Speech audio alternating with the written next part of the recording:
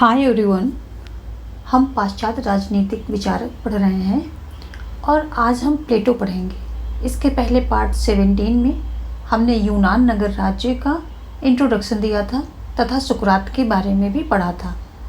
यदि आपने वो वीडियो अभी तक नहीं देखा है तो प्लेलिस्ट में जाकर उसे देख लीजिए। दोस्तों, आज इस वीडियो में सही पढ़ने का तरीका डिस्कस करूँगी मैं। जब मैं स्टूडेंट थी तो ये चीज़ें किसी ने मुझे नहीं बताई, या उस समय शायद इतना किसी ने ध्यान ही नहीं दिया कि ये चीज़ें भी स्टूडेंट को बतानी चाहिए। लेकिन मैं अपना एक्सपीरियंस आपसे शेयर करना चाहूँगी। सफलता की कुंजी है कि आप कम से कम 90% नॉलेज अपने माइंड में रखो, और उसके लिए आपको अपने नोट्स को बहुत ही छोटा करना होगा। सिर्फ की पॉइंट के नोट्स जो हैं आपके बनेंगे, और उन्हीं की पॉइंट से सारे कॉन्सेप्ट को रिलेट करके पढ़ना होता है। जो आपकी थ्योरी लिख रखी है लंबी चौड़ी वहाँ पर, वो आपके नोट्स अलग होंगे, और लेकिन जो की पॉइंट्स के नोट्स होंगे वो आपके अलग होंगे। आप उनको माइंड मैप कह लें, फ्लैश कार्ड कह लें, जो मर्जी आप उनको जो नाम दे दें, लेकिन पढ़ने का सही तरीका ये है कि आप की पॉइंट्स से पूरी थ्योरी को रिलेट करते हुए पढ़ें, जिससे आपके माइंड की एक्सरसाइज होगी और वो अलर्ट रहेगा और सारी चीज़ों को रिटेन करेगा। आप अपनी थ्योरी तभी पढ़िए जब की पॉइंट से आप कॉन्सेप्ट रिलेट ना कर पा रहे हों। लेंदी और बिखरे हुए नोट्स से ना पढ़ें, लेंदी और बिखरे हुए नोट्स को अवॉइड करें। जो तरीका मैं बता रही हूँ इस तरीके का इस्तेमाल करके हमने अपने कुछ वीडियो स्टार्टिंग में डाले हैं, ताकि आप लोगों को थोड़ा सा वो तरीका पता चले कि कैसे पढ़ना है, किस तरह के की पॉइंट्स के नोट बनेंगे और कितने शॉर्ट। एक पेज में मैंने पूरा एक यूनिट उसके अंदर कई सारे चैप्टर थे और कई सारे बड़े टॉपिक थे, वो सारे कवर करके हमने दिए हैं। पार्ट 1 में, पार्ट 2 में, ऐसे स्टार्टिंग के 2-4 पार्ट हैं जो हमने की पॉइंट के थ्रू पढ़ाए हैं, ताकि आप लोगों को सही तरीका पता चल सके। और इन जो वीडियोज़ हैं पार्ट 1, पार्ट 2, इनमें मैंने इसी मेथड का इस्तेमाल किया है। वो वीडियो आप लोग ज़रूर देखिए, क्योंकि वहाँ से आपको सही तरीका पढ़ने का सही तरीका क्या है वो चीज़ पता चलेगा। मेरा मानना है कि पढ़ाई मज़े मज़े में करनी चाहिए, पढ़ाई को बर्डन नहीं समझना चाहिए, और इसलिए हमने महत्वपूर्ण कथन को फैक्ट और अटपटी स्टोरी से रिलेट करके कुछ वीडियोस बनाए हैं, और उसमें इस तरह से हमने बनाया है कि वो कथन आप भूल नहीं पाएंगे। और एग्ज़ाम्स में क्या होता है ना, कथन बड़ा कंफ्यूज करते हैं कि ये कथन किस विचारक का है, ये कौन से विचारक ने ये कथन किया, 3-4 विचारक के नाम, 3-4 कथन, सारा वहाँ पर कंफ्यूज होता रहता है, हम कंफ्यूज होते रहते हैं। और दोस्तों, यदि आप सक्सेस होना चाहते हैं तो हमारे इस नए चैनल को सब्सक्राइब कर लें, तभी आपको नए तरीके, नए टिप्स, नई तरह के जो सारी वीडियोस आ रही हैं उसमें अलग अलग तरह के हम टिप्स और ट्रिक्स बताते रहते हैं, जो कि बहुत यूज़फुल हैं। तो आप हमसे जुड़ने के लिए हमारे इस चैनल को सब्सक्राइब कर लें तथा अपने दोस्तों में भी इसे शेयर करें और लाइक करना बिल्कुल ना भूलें। तो आज हम प्लेटो पढ़ेंगे। प्लेटो की जन्म की बात करते हैं तो ये 428 ईसा पूर्व हुआ था। इनका जन्म हुआ था 428 ईसा पूर्व, और इनकी मृत्यु 347 ईसा पूर्व हुई थी। ये इनका जन्म जो है एक संपन्न परिवार में हुआ था। पिता का नाम था सुरिस्टोन।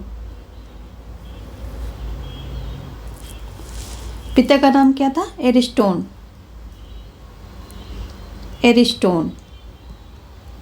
इनके पिता का नाम था, और किटनी इनकी माता का नाम था। और किटनी इनकी माता का नाम था। और इनका बचपन का नाम, प्लेटो का बचपन का नाम क्या था? एरिस्टोक्लीज इनका बचपन का नाम था।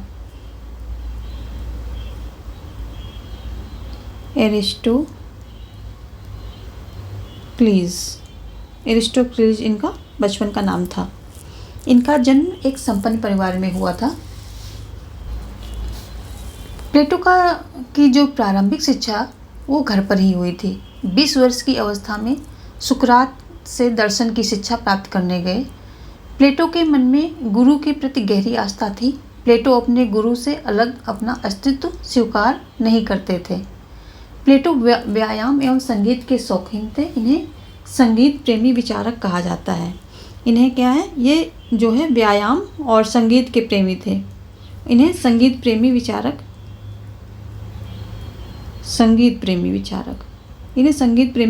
के रूप में जाना जाता है। और ये कहते थे क्या है, संगीत को आत्मा का भोजन बोलते थे और व्यायाम को शरीर का भोजन बताते थे। 399 ईसा पूर्व एथेंस में लोकतंत्र की सरकार थी और इसी लोकतंत्र की सरकार ने प्लेटो के गुरु शुक्रात को क्या किया था, विषपान करने को बोला था। शुक्रात को विषपान कराया था। शुक्रात प्लेटो के गुरु थे और ये जो हैं लोकतंत्र सरकार के खिलाफ थे। उनका क्योंकि वो लोकतंत्र सरकार भ्रष्ट थी। एथेंस की लोकतंत्र सरकार जो थी वो भ्रष्ट थी, भ्रष्टाचारी थी। तो सुकरात क्या राज्य में घूम घूम कर भ्रष्ट सरकार के विरुद्ध में प्रचार करते थे, दुष्प्रचार करते थे। तो उसी बात से जो उस सरकार के पद पे बैठे हुए लोगों ने उनको विषपान करने का आदेश दिया। और सुकरात क्या करते थे, कानून को मानते थे। सुकरात कानून को मानते थे और कानून की आज्ञा का पालन करते हुए उन्होंने विषपान कर लिया और हमेशा के लिए चिरनिद्रा में सो गए। और यह खबर जब प्लेटो को मिली तो वो बड़ा ही मर्माहत हुआ। घर छोड़कर संन्यास ग्रहण कर लिया। इसी समय प्लेटो यूनान, मिस्र, इटली आदि देशों की यात्रा की। इसकी यात्रा का मुख्य उद्देश्य सर्वोच्च शासन व्यवस्था को खोजना था। कहा जाता है कि प्लेटो इसी समय भारत भी आया था और वेदों का अध्ययन किया। प्लेटो ने अपनी युवा अवस्था में ही रिपब्लिक नामक पुस्तक लिखी और इसी पुस्तक में आदर्श राज्य की स्थापना का विचार किया था। ये रिपब्लिक नाम की पुस्तक से ही इनको प्रसिद्धि मिली थी। जो ख्याति मिली थी, प्रसिद्धि, वो रिपब्लिक नामक पुस्तक से ही प्लेटो को मिली थी। और इस जो रिपब्लिक नामक पुस्तक थी, इसका उद्देश्य क्या था? इसका उद्देश्य था आदर्श राज्य की स्थापना करना। इसकी शैली द्वंद्वात्मक थी। द्वंद्वात्मक शैली का मतलब कि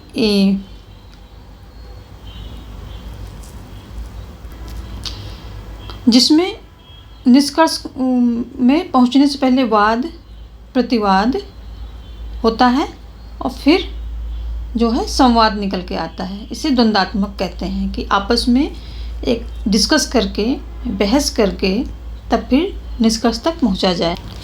प्लेटो क्या थे? कानूनी राज्य एवं लोकतंत्र के आलोचक थे। ये इसलिए आलोचक थे क्योंकि इसी लोकतंत्र की सरकार ने जो है सुकरात को विष दिया था, विषपान कराया था। सुकरात को विषपान कराया था। इसी लोकतंत्र की सरकार ने विषपान कराया था और इसी कानून को जो है कानूनी राज्य के कानून को मानते हुए सुकरात ने विषपान कर भी लिया था। लंबे समय तक घूमने के बाद, कई देशों का भ्रमण करने के बाद और फिर इनको क्या है, जो 387 ईसा पूर्व सिसिली राजधानी थी, एक सिसिली राजधानी थी, उसका जो सिराक्यूज का शासक जो था डायनोसियास, जो सिराक्यूज का सिसिली राजधानी जो थी उसमें सिराक्यूज एक देश था, तो उसका शासक क्या था? डायनोसियस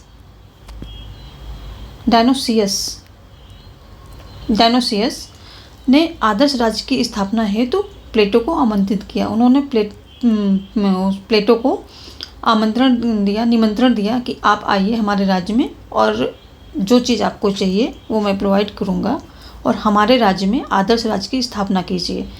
उन्होंने इस आदर्श राज्य की स्थापना के लिए प्लेटो को आमंत्रित किया, लेकिन प्लेटो गए वहाँ पे, उन्होंने कोशिश की पर वो असफल रहे। उनको सफलता नहीं मिली इस कार्य में, आदर्श राज्य स्थापित करने में वो सफल नहीं हो पाए। ये क्वेश्चन आता है कि किसने जो है आदर्श राज्य की स्थापना है तो प्लेटो को आमंत्रित किया था। तो ये जो हमारे डायनोसियस महोदय हैं, डायनोसियस, ये इन्होंने जो है आमंत्रित किया था। और ये कहाँ से थे? ये सिराक्यूज़, सिसिली की राजधानी सिराक्यूज़ की ये राजधानी थी। सिसिली जो है, सिसिली देश है, उसकी राजधानी सिराक्यूज़ थी। और सिराक्यूज़ का शासक कौन था? डायनोसियस उसका शासक था। उन्होंने प्लेटो को आमंत्रित किया था। और जब सब जगह भ्रमण करते हुए और ये वापस अपने एथेंस पहुँचे, अपने देश पहुँचे हैं, तो इन्होंने अकादमी की स्थापना की है। कौन सी? अकादमी की स्थापना की, जो कि यूरोप का प्रथम विश्वविद्यालय माना जाता है। और यह जो है राजनीति, कानून एवं दर्शन की शिक्षा के लिए विख्यात था। ये जो अकादमी थी, इसमें क्या था? राजनीति, कानून, दर्शन की शिक्षा के लिए विख्यात था। और इसके गेट पे क्या लिखा था? इसके गेट पर लिखा था, जब ये अकादमी थी, इसके गेट पर लिखा था, गेट पर लिखा था, क्या लिखा था? कि जिन्हें गणित एवं दर्शन का ज्ञान न हो वह इसमें प्रवेश न लें। ये इसके गेट पर ही लिखा हुआ था।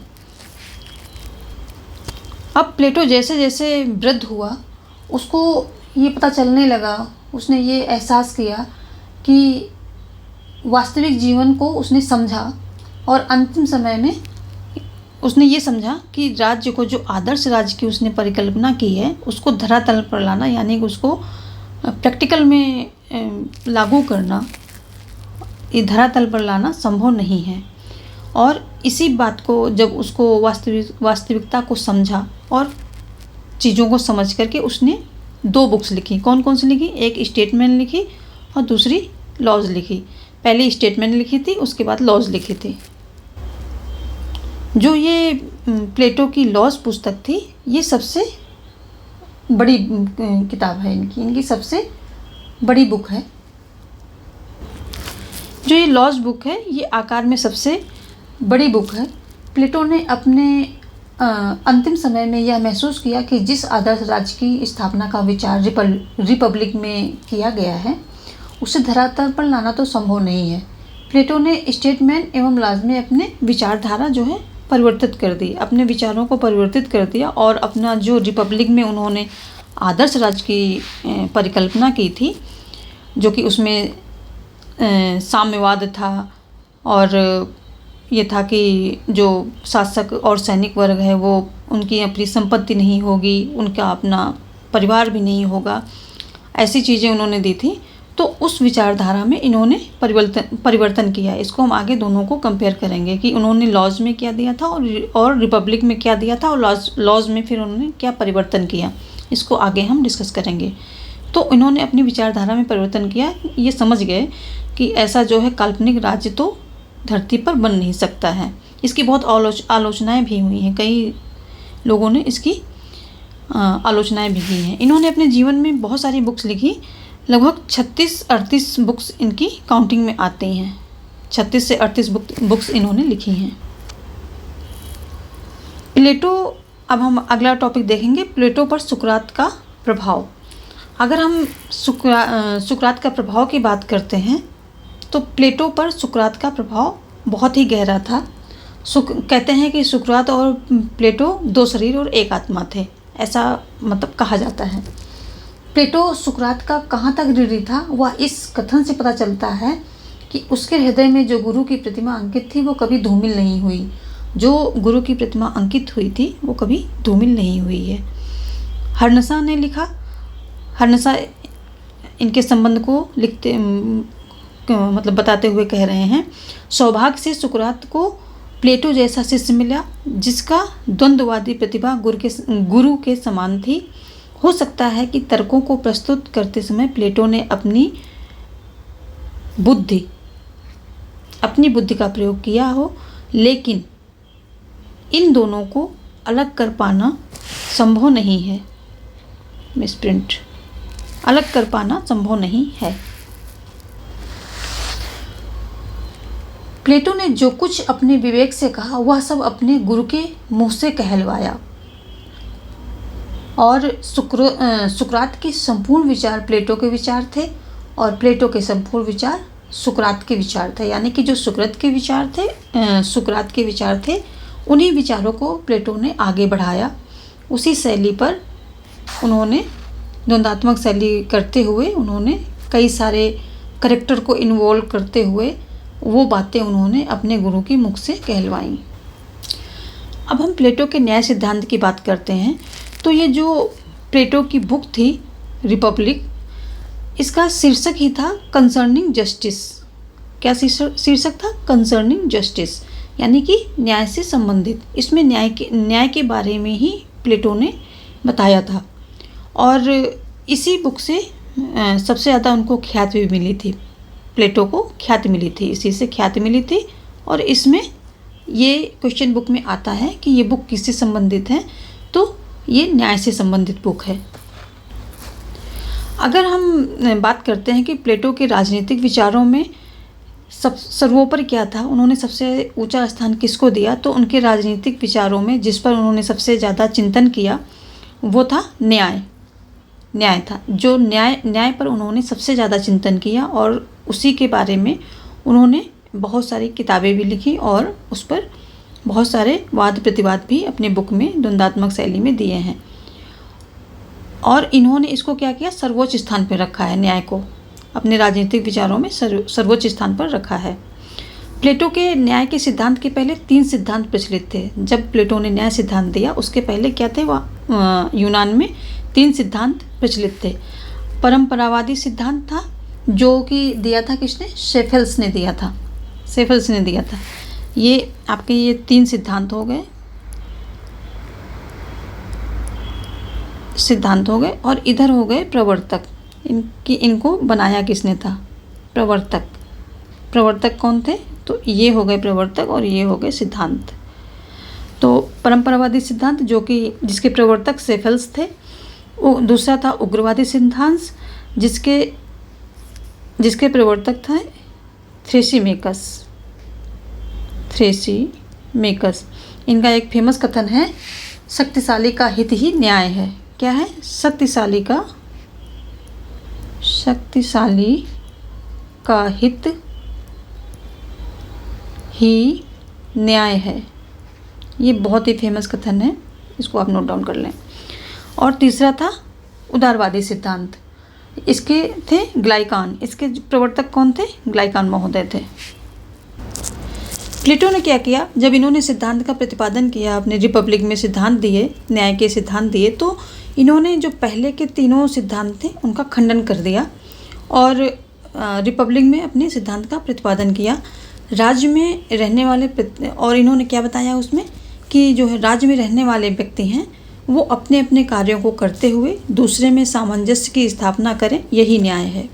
ये भी क्वेश्चन आता है, ये कथन आता है कि किसने कहा, या फिर ये भी आता है कि प्लेटो का न्याय कैसा था। तो प्लेटो का न्याय ऐसा था कि सभी व्यक्ति अपना अपना कार्य करते हुए एक दूसरे से सामंजस्य की स्थापना करें, यही न्याय है।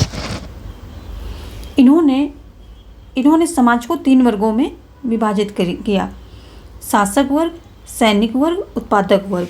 और जो ये शासक वर्ग और सैनिक वर्ग थे, इनको क्या किया, इनको अभिभावक वर्ग में कर दिया।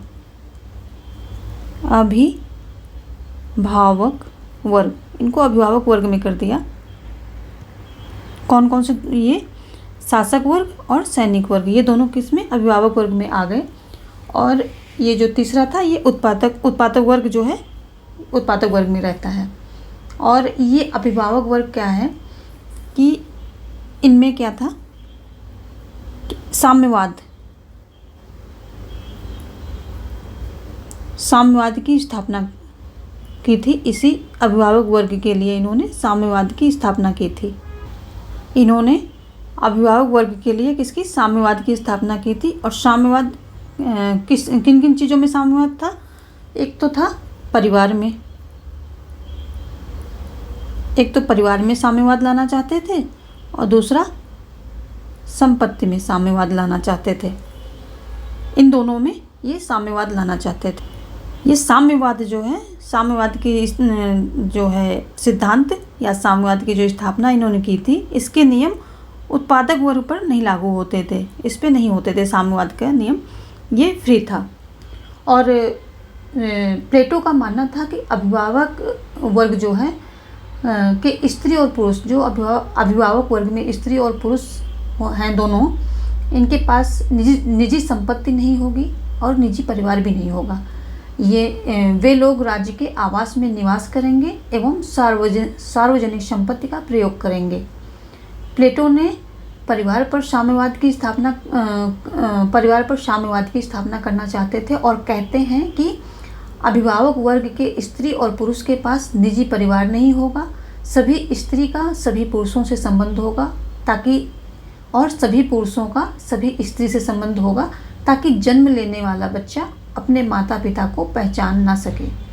बच्चा पैदा होते ही उसे उठाकर सार्वजनिक बच्चे में रख दिया जाएगा, ये उनकी परिकल्पना थी, जिससे माता पिता यह नहीं जान पाते कि हमारा बच्चा कौन है और बच्चे को भी ये पता नहीं चलता कि हमारे माता पिता कौन हैं। ऐसे ही और संपत्ति भी इनकी नहीं होती थी, जो इनकी सार्वजनिक संपत्ति होती थी उसी का ये इस्तेमाल करते थे। ना इनका परिवार होता था, ना इनकी कोई बीवी होते थे, ना बच्चे होते थे, ना हस्बैंड होते थे। ऐसा इनके पास परिवार और संपत्ति पे अपना कुछ नहीं होता था, सब कुछ सार्वजनिक होता था।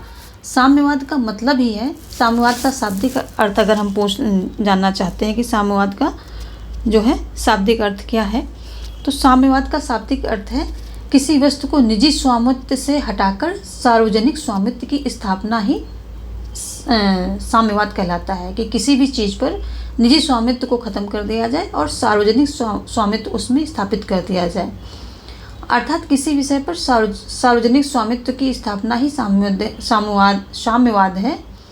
और प्लेटो ने स्त्री एवं पुरुष दोनों को समानता के पक्षधर थे, यानी कि दोनों को उन्होंने समान अधिकार देने के पक्षधर थे। इसीलिए उन्होंने अभिभावक वर्ग में, जिसमें कि शासक भी आते थे, सैनिक भी आते थे, उसमें स्त्रियों को भी इन्होंने रखा है।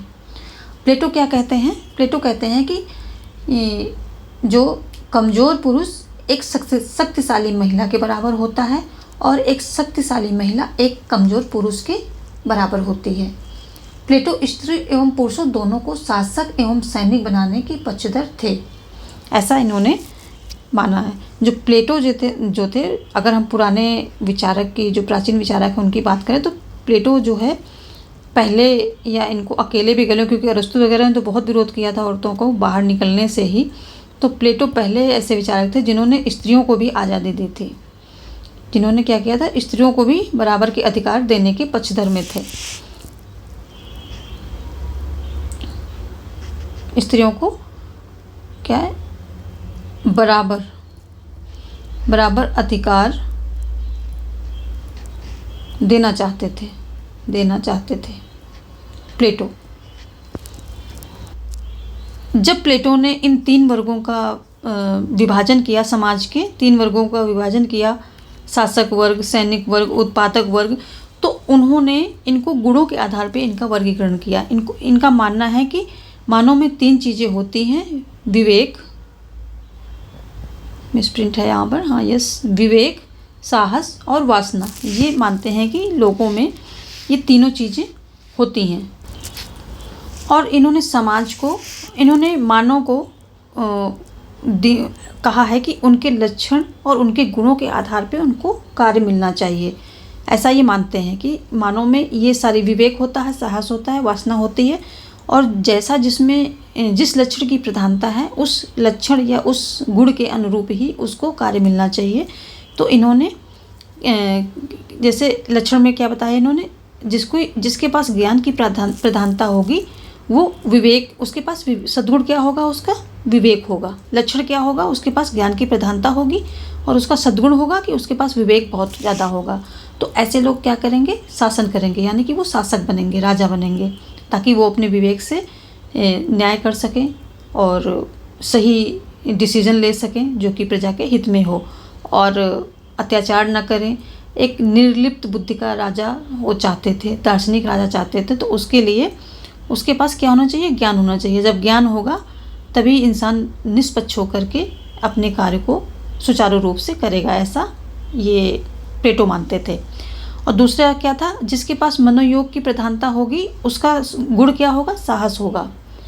तो जिसके पास साहस होगा उसे सैनिक बनना चाहिए, क्योंकि सैनिक को युद्ध में लड़ने की ज़रूरत पड़ती है, साहस की ज़रूरत पड़ती है। तो उसके लक्षण को पहले पहचानना, उनका प्लेटो को मानना था कि पहले व्यक्ति के लक्षण को पहचानो कि उसमें प्रधानता किस चीज़ की है। तो जिसमें मनोयोग की प्रधानता होगी उसमें उसका गुण होगा साहस होगा और वो सैनिक बनेगा।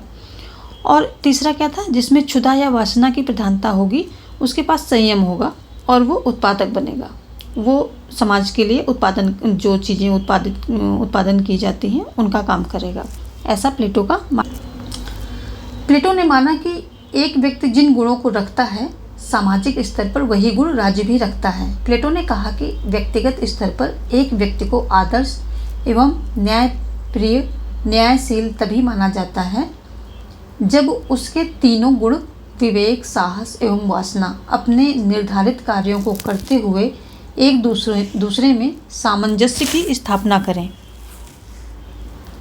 और साहस एवं वासना का संचालन विवेक द्वारा होता है, क्योंकि विवेक में क्या होता है, विवेक जो है उसके पास बुद्धि, अपने बुद्धि से सही निर्णय से वो क्या करता है, जो साहस और वासना दोनों को संचालित करता है। कहाँ पे साहस दिखाना है, कितना किस तरह से उसको यूज करना है, साहस को भी और वासना को भी कब कंट्रोल में रखना है, कब यूज करना है, कब उसका, ये इन सारी चीज़ों पे कंट्रोल किससे होता है, सही डायरेक्शन किससे मिलता है, विवेक द्वारा मिलता है।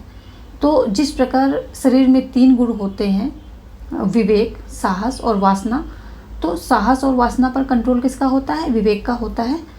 ठीक उसी प्रकार जब राज्य में 3 वर्ग होते हैं, ये जो तीन वर्ग हो गए, व्यक्ति में अगर 3 गुण हैं तो उस पर कंट्रोल किसका होता है, भाई व्यक्ति पर कंट्रोल बुद्धि, विवेक का होता है। वैसे भी हम अगर नॉर्मली भी सोचें तो बुद्धि का ही यूज करके हम अपनी जो है चीज़ों को कंट्रोल करते हैं, कहाँ पे हमें क्या यूज करना है, कब क्या करना है, कब क्या नहीं करना है, कैसे हमें बिहेव करना है, सारी चीज़ें हम विवेक के द्वारा ही तो कंट्रोल करते हैं और उसी के द्वारा तो हम अपने आप को इम्प्रूव करते हैं। तो ये मानते हैं कि जो गुण व्यक्ति में होते हैं ठीक वही गुण राज्य में होते हैं, और ठीक उसी प्रकार जिस प्रकार विवेक कंट्रोल करता है ठीक उसी प्रकार राज्य के तीनों वर्ग अपने अपने निर्धारित कार्यों को करते हुए, यानी शासक वर्ग अपना शासन का काम करे और सैनिक वर्ग रक्षा करे और उत्पादक वर्ग जो है वो उत्पादन करे, और ये तीनों वर्ग अपना अपना कार्य करते हुए एक दूसरे में सामंजस्य की स्थापना करते हैं। नीचे के 2 वर्ग सैनिक वर्ग और जो उत्पादक वर्ग हैं, इनका संचालन शासक वर्ग द्वारा होता है। और इन्होंने राज्य में और व्यक्ति में समरूपता देखी तो उसी पर यह कहते हैं राज्य व्यक्ति का बृहद रूप है, यानी कि जो व्यक्ति में गुण होते हैं वही राज्य में भी उन्हीं गुणों से राज्य भी चलता है, तो राज्य व्यक्ति का बृहद रूप है, ऐसा ये मानते हैं। और पुनः कहते हैं राज्य का निर्माण होगा, यहाँ पर मिसप्रिंट है, राज्य का निर्माण वृक्षों एवं चट्टानों से नहीं होता है बल्कि राज्य में रहने वाले व्यक्तियों के चरित्र से होता है। जब व्यक्ति की आत्मा बाह्य रूप में प्रकट होती है तो राज्य का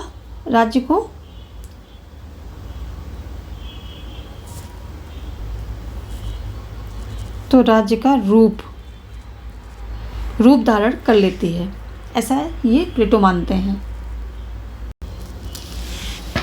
अगला इनके दर्शन में क्या है, ये साम्यवाद की बहुत महत्वपूर्ण टॉपिक है और इस काफ़ी ये लोगों के जो आलोचक थे इन्होंने इसकी आलोचना भी की। जो इनके खुद के शिष्य थे अरस्तु, इन्होंने भी इस साम्यवाद की आलोचना की है। तो ये काफ़ी इम्पोर्टेंट टॉपिक है, इसको मैंने वैसे पहले बता दिया, एक्सप्लेन कर दिया है, लेकिन फिर भी देख लेते हैं। तो जो प्लेटो का साम्यवाद था ये क्या था, प्लेटो किस में चाहते थे, परिवार एवं संपत्ति में साम्यवाद चाहते थे। और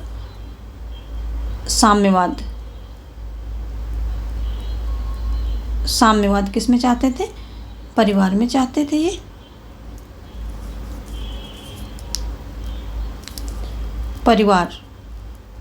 परिवार में साम्यवाद लाना चाहते थे और दूसरा संपत्ति में साम्यवाद लाना चाहते थे। इन दोनों में ये साम्यवाद लाना चाहते थे। और परिवार में ये था कि किसी की कोई पत्नी नहीं होगी, कोई पति नहीं होगा। सभी स्त्रियों का जो अभिभावक वर्ग के अंतर्गत आएंगे वो सभी स्त्री सभी पुरुषों के साथ संबंध बना सकेंगी, यानी कि सभी के साथ उनका संबंध होगा और उनके बच्चे भी, उनसे जो बच्चे भी पैदा होंगे वो भी सार्वजनिक रूप से पाले जाएंगे। किसी पेरेंट्स को ये पता नहीं होगा कि उनका बच्चा कौन है और किसी बच्चे को ये नहीं पता होगा कि उनका पेरेंट्स कौन है। और यही चीज़ ये संपत्ति में लाना चाहते थे कि इनकी कोई अपनी निजी संपत्ति नहीं होगी। इनके सारे खर्चे जो हैं, रहना खाना आना जाना जो भी है, वो सार्वजनिक संपत्ति, जो राज्य की सार्वजनिक संपत्ति होगी उससे इनका खर्चा उठाया जाएगा और इनकी अपनी निजी संपत्ति नहीं होगी। और ये इन्होंने जो साम्यवाद लाया क्यों, हर चीज़ को लाने का एक उद्देश्य होता है। तो इनका अगर हम कहते हैं कि इसका उद्देश्य क्या था, तो इसका साम्यवाद का उद्देश्य था कि अभिभावक वर्ग को भ्रष्टाचार से दूर करना चाहते थे। प्लेटो जो है साम्यवाद ला करके ये मानते थे कि जब परिवार नहीं होगा और संपत्ति नहीं होगी तो लोगों में लालच नहीं होगा। जब परिवार नहीं होगा तो संपत्ति किसके लिए कमाएगा, और संपत्ति भी अपनी नहीं होगी, ना संपत्ति होगी ना परिवार होगा, तो उसको किसी तरह का मोह नहीं होगा, ना लालच होगा, ना बच्चों का, बीबी का, परिवार का मोह भी नहीं होगा और किसी धन संपदा का उसको लालच भी नहीं होगा। तो ऐसे में क्या होगा, शासक एवं सैनिक वर्ग जो कि अभिभावक वर्ग के अंतर्गत आते हैं वो भ्रष्टाचार से दूर रहेंगे। जब उनको कोई लोभ मोह होगा ही नहीं, ना लालच होगा, उनको कोई चीज़ की ज़रूरत ही नहीं होगी, तो वो भ्रष्टाचार से दूर रहेंगे। क्योंकि वो लोकतांत्रिक सरकार एथेंस की भ्रष्टाचारी थी, तो वो उसी में सुधार करना चाहते थे। और इन्होंने दूसरा इनका था, स्त्रियों को घर की चार दीवारी से मुक्त करना चाहते थे। ये भी चाहते थे कि स्त्रियां जो हैं हमेशा चार दीवारी के अंदर बंद रहती हैं और उनका राजनीतिक या प्रशासनिक कार्यों में उनका बिल्कुल भी भागीदारी नहीं थी। तो वो स्त्रियों को भी मुक्त करना चाहते थे कि जो स्त्रियां राजनीतिक और प्रशासनिक कार्यों में भागीदार बनना चाहती हैं तो वो मुक्त रहें और अपना जो उनके पास स्किल है उसको यूज करें। और वो स्त्रियों को एक जो कमज़ोर पुरुष है उस शक्तिशाली स्त्री कमज़ोर पुरुष के बराबर होगी, ऐसा ये मानते थे। और क्योंकि जब इनके पास कोई लोभ मोह नहीं होगा तो ये कर्तव्यों का पालन अपने अच्छी तरह से करेंगे, कर्तव्यों का पालन करवाना चाहते थे। और फिर लास्ट, न्यायपूर्ण राज्य की स्थापना। जो सारा ये इन्होंने सिद्धांत दिया, न्याय दिया और ये सारी साम्यवाद समाज को कई वर्गों में वर्गीकृत किया, साम्यवाद लाए, ये सब इनका उद्देश्य क्या था कि न्यायपूर्ण राज्य की स्थापना। तो जब ये अभिभावक वर्ग है जो कि सैनिक और शासक वर्ग है, ये जब लोभ मोह से दूर रहेंगे तो क्या करेंगे, अपने कर्तव्यों का भलीभांति पालन करेंगे। और जब कर्तव्यों का भलीभांति पालन होगा तो न्यायपूर्ण राज्य की स्थापना हो जाएगी, यानी कि आदर्श राज्य की स्थापना हो जाएगी, ऐसा प्लेटो मानते थे। आगे चलकर प्लेटो के साम्यवाद की बहुत कटु आलोचना हुई। सबसे पहले जो बड़े आलोचक थे अरस्तु ही थे। वो कहते हैं, इनके शिष्य थे, उन्होंने आलोचना करते हुए कह रहे हैं कि प्लेटोवादी पुत्र होने से अच्छा है, होने से निकट का रिश्तेदार होना अच्छा है, निकट का रिश्तेदार होना अच्छा है। कि वो कहते हैं कि प्लेटोवादी पुत्र होने से अच्छा है कि निकट का रिश्तेदार हो जाओ। अरस्तु फिर कहते हैं, जिस प्रकार थोड़ी सी स्वादिष्ट मदिरा में जल की बहुत अधिक मात्रा मिला देने से मदिरा अपना स्वाद खो बैठती है, उसी प्रकार पिता पुत्र से सूचित यह रिश्ता भी शिथिल पड़ जाता है। अरस्तु ये मानते थे कि जब अरस्तु को हम पढ़ते हैं, डेप्थ में इनकी थ्योरी पढ़ते तो अरस्तु ये मानते हैं कि जो इस तरह के रिश्ते में बच्चे होंगे वो नेगलेक्ट किए जाएंगे, उनके अंदर हीन भावना आ जाएगी। और जब कोई किसी का बच्चा नहीं होगा तो कोई भी किसी भी बच्चे को उस केयर, उस लाड़ प्यार से नहीं पालेगा, क्योंकि उनको खुद को पता नहीं होगा कौन सा मेरा बच्चा है। तो उतना लाड़ प्यार और वो परिवार के जो संस्कार होते हैं, परिवार का माहौल होता है, उन बच्चों को नहीं मिलेगा। तो ये बच्चों के साथ ज्यादती भी होगी, प्लस उनकी आदतें भी वो संस्कारी नहीं बन पाएंगे। ऐसा अरस्तु की जब थ्योरी डेप्थ में जा कर के पढ़ते हैं हम तो ये सब मिलता है। पीएचडी वगैरह करते हैं जब, तो उसमें ये सब चीज़ें बहुत डेप्थ में जाके मिलती हैं। आगे नेपाट महोदय क्या कह रहे हैं, ये भी आलोचना करते हुए कहते हैं प्लेटो का साम्यवाद को अर्ध साम्यवाद कहा है। इन्होंने प्लेटो के साम्यवाद को अर्ध साम्यवाद कहा है। मैक्सी महोदय कहते हैं यदि आज प्लेटो जिंदा होता तो आधुनिक साम्यवादियों से अधिक साम्यवादी होता, ये मैक्सी का कहना है। और कार्ल पॉपर ने प्लेटो को प्रथम फांसीवादी विचारक कहा है। इन्होंने फांसीवादी विचारक ही कह डाला है कार्ल पॉपर महोदय ने।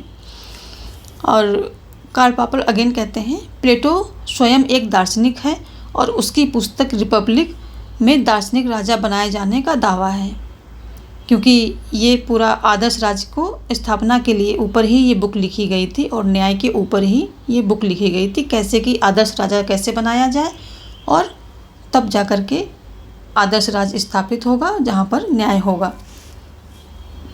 वर्कर बोलते हैं, वार्कर महोदय, वार्कर क्या कह रहे हैं, प्लेटो का न्याय वास्तव में न्याय नहीं था बल्कि लोगों को कर्तव्यों में सीमित रखने की भावना मात्र है। ये वार्कर महोदय बोल रहे हैं कि प्लेटो का न्याय वास्तव में न्याय नहीं था बल्कि लोगों को कर्तव्यों में सीमित रखने की भावना मात्र है। लॉर्ड एक्टन महोदय ने आलोचना करते हुए कहा है सत्ता लोगों को भ्रष्ट बना देती है और पूर्ण सत्ता लोगों को पूर्ण भ्रष्ट बना देती है।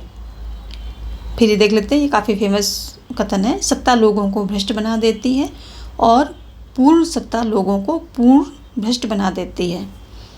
आगे चल के इन्होंने क्या किया, जब इनकी विचारधारा में परिवर्तन हुआ, इनको लगा कि ये जो इन्होंने रिपब्लिक बुक लिखी है और इसमें जिस आदर्श राज्य की और जिस दार्शनिक राजा की इन्होंने परिकल्पना की है वो धरातल पर उतरने वाला नहीं है, यानी कि वो सही होने वाली बात नहीं है, वो सिर्फ यूटोपिया राजा एक प्रकार से कह सकते हैं या यूटोपिया राज बोल सकते हैं, ऐसा कुछ था। तो इन्होंने अपने विचारों में परिवर्तन किया और फिर इन्होंने क्या किया, लाज बुक लिखी, 2 बुक लिखी थी, स्टेटमैन और लाज लिखी थी। स्टेटमैन में कुछ दिया था, उसी का बचा हुआ अंश इन्होंने लाज में दिया और लाज इनकी सबसे बड़ी बुक है, इनकी लाज जो है सबसे बड़ी बुक है। तो इन्होंने अपने जो विचार इनके चेंज हुए थे पहले से, इन्होंने अपने विचारों में चेंज किया, तो वो स्टेटमैन में इन्होंने अपने विचारों को, जो विचारधारा इनकी बदली उसमें दिया और जो उससे बची हुए बातें थी वो लॉज में दिया। तो हम देख लेते हैं अभी इन दोनों बुक्स को, जो कि रिपब्लिक और लॉज है, इन दोनों को हम कंपेयर कर लेते हैं कि क्या कह रहे हैं। रिपब्लिक में क्या था, राजा जो है दार्शनिक राजा होगा और निर्लिप्त होगा, इनकी पढ़ाई लिखाई में जो है इतना ज़्यादा इनको था कि बहुत आगे तक इनको पढ़ना भी था और बहुत सारी चीज़ें अपने जीवन में संयम नियम बना करके तब जाके ये एक दार्शनिक राजा होगा वही निर्लिप्त राजा बनेगा और जो दार्शनिक और निर्लिप्त होगा वही राज्य का शासक बनने के योग्य होगा। तो ऐसा ये प्लेटो मानते हैं। और इसका मूल आधार क्या था, न्याय था। शासक सभी कानूनों से स्वतंत्र था, जो शासक था, क्योंकि ये मानते थे कि जब राजा इतना दार्शनिक होगा और निर्लिप्त बुद्धि का होगा तो वो कभी कोई गलत काम करेगा ही नहीं, अत्याचार नहीं करेगा, किसी के साथ अन्याय नहीं करेगा, न्याय की स्थापना करेगा। तो वो क्या थे कि उसको, शासक को सभी कानूनों से स्वतंत्र कर दिया था इन्होंने, क्योंकि उन्होंने राजा को ही इतना निर्लिप्त राजा ही चूज किया था, जो कि संभव ही नहीं था।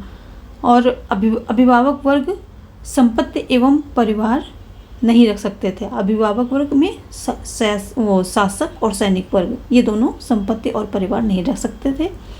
चौथा क्या था, प्रत्येक वर्ग के कार्यों को पृथक किया था। सबके कार्य अलग थे। भाई उत्पादक वर्ग उत्पादन करेगा, सैनिक लड़ेगा, शासक शासन करेगा। और राजराश्री शिक्षा का समर्थन करते थे, यानी कि सरकारी शिक्षा, सरकारी शिक्षा का ये समर्थन करते थे। अब लाज में देख लेते हैं इन्होंने क्या चेंजेस किए। मूल आधार जो है आत्मनियंत्रण था, शासक कानून के अधीन था। इसमें क्या किया, शासक, उनको लगा, प्लेटो को लगा कि कहीं हमारा राजा निरंकुश ना हो जाए और वो लोगों पर अत्याचार न करने लगे और अन्याय न करने लगे, तो इन्होंने शासक को क्या किया, कानून के अधीन कर दिया। और ये कानून राज्य का भी समर्थन इन्होंने किया कि राज्य में कानून होना चाहिए। और अभिभावक वर्ग को संपत्ति एवं परिवार रखने की छूट प्रदान कर दी। इन्होंने संपत्ति एवं परिवार रखने की छूट प्रदान कर दी, क्योंकि इनको रियलिटी का, अपने अंतिम समय में रियलिटी पता चल गई थी कि हाँ, ये जो चीज़ उन्होंने सोची है आदर्श राज्य, वो संभव नहीं है। और सरकारी शिक्षा के साथ साथ निजी शिक्षा का भी समर्थन कर दिया था इन्होंने। प्लेटो के दार्शनिक राजा की बड़ी चर्चा होती है, तो अभी हम प्लेटो के दार्शनिक राजा को एग्ज़ाम पॉइंट ऑफ व्यू से देख लेते हैं। वैसे तो इसमें बहुत कुछ दिया हुआ है उनकी पढ़ाई के बारे में, उनकी जो कैसे उनको सारी चीज़ें सिखाई जाएंगी, कैसे कितना वो पढ़ेंगे, फिर कैसे वो पढ़ाई करने के बाद वो फिर राज्य में घूमेंगे, लोगों से बातचीत करेंगे, उनके जो विवाद होंगे उनको निपटाएंगे। और जब ये सब करते करते उनको अनुभव हो जाएगा, फिर जो है वो जा कर के तब शासन में बैठेंगे 40-50 साल की उम्र में। ऐसा कुछ थ्योरी में बहुत लंबा चौड़ा दिया है, लेकिन आपको उतना नहीं पढ़ना है। आप तो the point exam point of view से पढ़ेंगे, उतना ही मैं आपको बताऊंगी। तो प्लेटो का दार्शनिक राजा ये शीर्ष पर रहता है, यानी कि जो राजा जो है कानून के अधीन नहीं होगा, और राजा की आज्ञा, जो राजा बोलेगा, जो कह देगा, वही कानून है, वही न्याय है। तो इन्होंने राजा को शीर्ष पर रखा था। प्लेटो क्या कहते हैं कि जब तक जो है दार्शनिक राजा नहीं बन जाते हैं, जब तक दार्शनिक राजा नहीं बन जाते हैं, राजाओं और राजकुमारों में दर्शन की भावना नहीं आ जाती, तब तक नगर राज्य बुराइयों से मुक्त नहीं हो सकता। ये क्या कहते हैं कि जो राजा और राजकुमार हैं, इनके अंदर दर्शन की भावना नहीं आएगी, और ये राजा से दार्शनिक राजा जब तक नहीं बन जाएंगे, तब तक राज्य जो है बुराइयों से मुक्त नहीं हो सकता। क्योंकि दार्शनिक राजा जो होगा, जो निर्लिप्त राजा होगा, वो हमेशा न्याय को स्थापित करेगा तथा लोगों के हितों में काम करेगा। उसके लिए अपनी ज़रूरतें, अपना इंटरेस्ट, ये सब चीज़ें पीछे हो जाएंगी। सबसे पहले जनता की भलाई, जनता की इच्छाएं, राज्य की अच्छाई, राज्य के लिए जो है अच्छे कार्य, ये सब उसके लिए महत्वपूर्ण होंगे, ऐसा प्लेटो का मानना है। और प्लेटो को क्या था, और इस बात को इन्होंने करते हुए कहा है, ये कहते हैं कि जो राजा को इन्होंने शीर्ष पर इसलिए रखा है और उसको दार्शनिक इसलिए बनाया है ताकि वो राज्य में न्याय की स्थापना करे, जिससे सुकरात जैसे मनुष्यों को फिर विषपान ना करना पड़े। क्योंकि राजा ही अच्छा नहीं था और जो वहाँ की सरकार थी वो भ्रष्ट थी, इसीलिए सुकरात को विषपान करना पड़ा। और प्लेटो आगे क्या कहता है कि जब छोटे छोटे कामों के लिए हम योग्य लोगों की तलाश करते हैं, जैसे कि जूता चप्पल सिलवाने के लिए मोची को ढूंढते हैं, बीमार होने पर हम योग्य चिकित्सक की तलाश करते हैं, तो एक बीमारू राज्य के लिए साधारण शासक से कैसे काम चल सकता है। अतः प्लेटो का जो है परम ज्ञानी शासक जो होगा, परम ज्ञानी शासक कह लो, दार्शनिक शासक कह लो, वो वही राज्य को अच्छे से सुचारू रूप से चला पाएगा, ऐसा प्लेटो मानते हैं। और इसी को वो सिद्ध करते हुए कहते हैं कि जब तक सारे जो हैं राजा और राजकुमार में दर्शन की भावना नहीं आ जाती, वो दार्शनिक राजा नहीं बन जाते, तब तक राज्य जो है बुराइयों से मुक्त नहीं होगा। प्लेटो ने समस्त विचारों के शीर्ष पर दार्शनिक राजा बैठा है, जो राज्य में न्याय की स्थापना करेगा। प्लेटो को कानून के राज्य से घृणा थी। पहले उनको, जब उन्होंने रिपब्लिक वगैरह लिखी थी, लास्ट में उनके विचार तब्दील हो गए थे, चेंज हो गए थे, लेकिन पहले उनको कानून के राज से घृणा थी।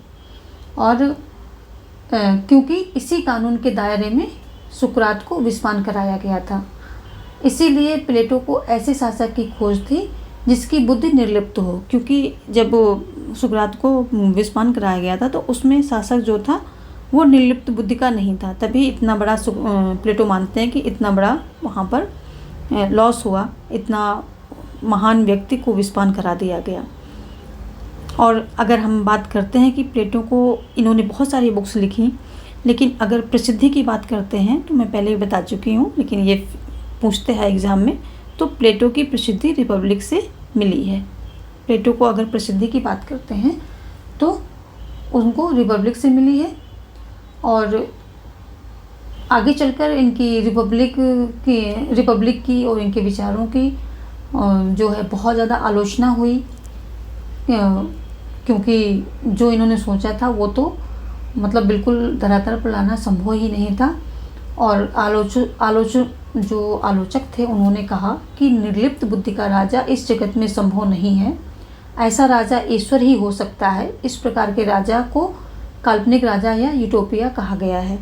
तो जो आलोचक थे उन्होंने यही बताया कि ये जो है ये गुण जो प्लेटो ढूंढ रहे हैं राजा में, ये तो ईश्वर में ही हो सकते हैं, इसलिए ये संभव नहीं है, इस धरती पर तो संभव नहीं है। तो आज हम अपना दूसरा टॉपिक प्लेटो भी कंप्लीट कर लिया है और इसमें कोई भी फैक्ट आपका छूटा नहीं है। दोस्तों होता क्या है कि हम कभी कभी क्या है कि हम बहुत ज़्यादा पढ़ जाते हैं, इतना ज़्यादा कंटेंट उठा लेते हैं कि जो ज़रूरी चीज़ें होती हैं वो स्किप होने लगती हैं। तो हमें कितना पढ़ने से ज़्यादा ज़रूरी है कि क्या पढ़ें, हमें एलिमिनेट भी करना होता है कि जो चीज़ें हमारे मतलब की नहीं हैं उनको हम साइड में करते चलें, क्योंकि इस माइंड में वही चीज़ डालो जो आपके एग्ज़ाम पॉइंट ऑफ व्यू से ज़रूरी है। तो ये कोर्स बिल्कुल टू द पॉइंट चलेगा, इसमें कोई फैक्ट आपका छूटेगा नहीं और आप इसको अच्छे से एक एक वर्ड इसमें इम्पॉर्टेंट है, जितना ये PDF मैंने बनाया है एक एक वर्ड इम्पॉर्टेंट है। और फिर प्लस इस वीडियो को अगर बार बार सुनेंगे तो एक्सप्लेनेशन में भी मैं बहुत सारी चीज़ें ऐड करती रहती हूँ, तो कोई भी फैक्ट आपका छूटा नहीं, क्योंकि ये मैंने भी वही थोड़ा सा की पॉइंट किया है, इनको बड़ा कर लिया है। आप मेरे जो हैं फर्स्ट सेकेंड वीडियो देखेंगे तो उसमें मैंने बहुत छोटे छोटे दिए हैं, ये तो आपको पढ़ाने के लिए मैंने थोड़े यहाँ पर बड़ा हेड्स दिए हैं, बड़ी बड़ी लाइन दे दी हैं, बट ये जो हैं एक प्रकार से की पॉइंट्स ही हैं, इनको रिलेट करते हुए ही मैंने पढ़ाया है। तो मेरे एक्सप्लेनेशन पे भी ध्यान देना, वहाँ से भी चीज़ें आप नोट डाउन करते हैं, जो करना चाहते हैं वो कर लीजिए। तो आज के लिए यहीं पर कर लिया हमने, प्लेटो एक दिन में फिनिश किया है और कोई भी फैक्ट आपका छूटा नहीं है जो कि आपके एग्ज़ाम में आने वाला है। बाकी की चीज़ें हम प्रैक्टिस में भी कवर करेंगे, प्रैक्टिस से इनको बार बार करेंगे। इसका एक एक वर्ड, इस PDF का एक एक वर्ड इम्पोर्टेंट है, आप हर वर्ड पे ध्यान देते हुए प्लस मेरे एक्सप्लेनेशन पे ध्यान देते हुए करिए। आप खाते उठते बैठते ये वीडियो सुनते रहेंगे तो सारी चीज़ें आपको सबकॉन्शियस माइंड में यूँ ही चली जाएंगी और सारी चीज़ें याद हो जाएंगी। तो आगे की भी वीडियोस पाने के लिए, जो कि आगे हम लेकर के चलेंगे, अरस्तु के बाद, ये प्लेटो के बाद हम अरस्तु लेंगे और उसके बाद हम संविधान विचारक जैसे ही कंप्लीट होंगे तो इंडियन लेंगे, इंडियन जो हमारे विचारक हैं उनको लेंगे और फिर दूसरे टॉपिक भी लेंगे, संविधान भी लेंगे, सारा कुछ कंप्लीट करके प्रैक्टिस पे भी चलेंगे। तो सारी वीडियोस पाने के लिए, टाइम टू टाइम इनके नोटिफिकेशन पाने के लिए चैनल को सब्सक्राइब कर लें तथा बेल आइकन को भी प्रेस कर लें। Thank you.